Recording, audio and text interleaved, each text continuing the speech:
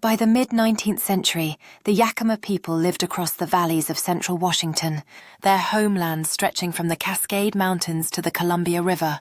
They were strong traders, hunters, and horse breeders with deep spiritual ties to the rivers that sustained them. In 1855, their world began to change forever. The United States government, hungry for land and gold, summoned the Yakama and neighboring tribes to a treaty council at Walla Walla. Governor Isaac Stevens promised peace, friendship, and protection if the tribes ceded vast territories to the U.S.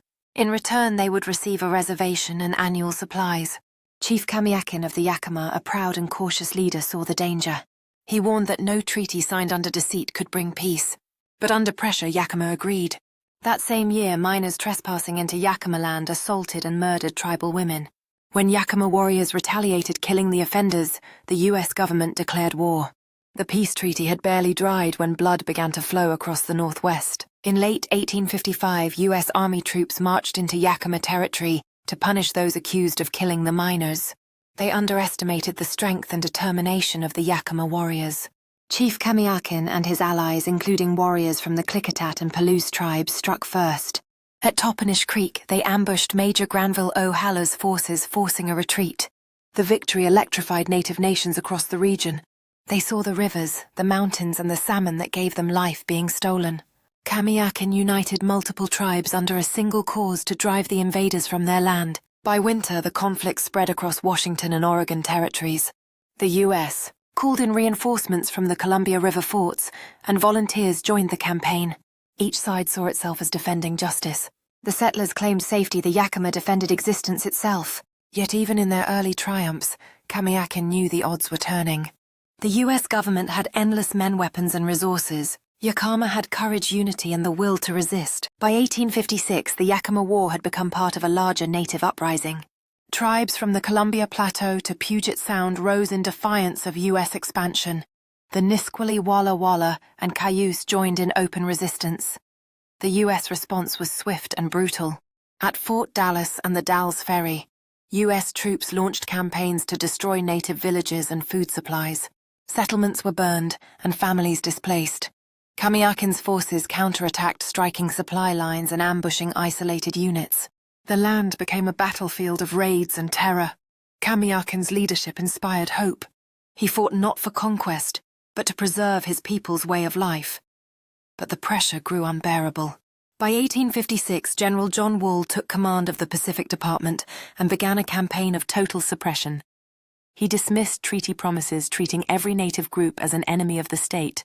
Meanwhile, in the East, newspapers portrayed the Yakama as savages, erasing the truth of their cause. The war became propaganda, justifying the taking of native lands in the name of civilization. In the spring of 1857, Kamiakin's coalition suffered devastating losses. Skirmishes near the Columbia River and in the Yakama Valley drained their strength. U.S. artillery pounded their defenses and cavalry swept across their villages. The final major battle came at 4 Lakes near modern Spokane. Kamiakin fought with courage, leading from the front on horseback, his hair tied with eagle feathers, his rifle aimed at the advancing soldiers. Native warriors were forced to scatter into the forests and mountains. Kamiakin himself was wounded, thrown from his horse, and narrowly escaped capture. Many of his allies were killed or captured. As the war's flames faded, U.S.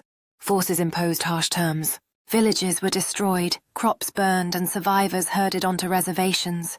The Yakama were confined to lands far smaller than promised, and their leaders were hunted or executed. Kamiakin fled north into Canada, a hero in exile. He never surrendered, never accepted the false peace written in Washington's papers. His exile marked not defeat but survival. By 1858, the Yakama War officially ended, but its wounds ran deep. The United States declared victory, yet the land itself remembered otherwise. The Yakama people mourned thousands of lives lost and a homeland forever scarred. The treaties once signed in faith were twisted into instruments of control. Chief Kamiakin's defiance became legend, his story passed down through generations as a reminder that sovereignty and dignity were worth any cost. Historians like Clifford Trafsa and Richard Scheuermann describe the Yakama War as a defining moment. In later years, the U.S. government admitted many treaty violations, but the damage was irreversible. The Yakama Nation endured through strength, rebuilding their community from the ashes of loss. Today, their descendants still walk the same valleys, carrying the memory of resistance that began in 1855. The Yakama War may have ended in 1858, but its spirit never died. The courage of Chief Kamiakin and his people still echoes through the valleys of Washington. Their story is one of survival against impossible odds, a fight for identity and freedom. Do you believe their resistance changed history? Comment your thoughts and subscribe at History TV for more untold stories.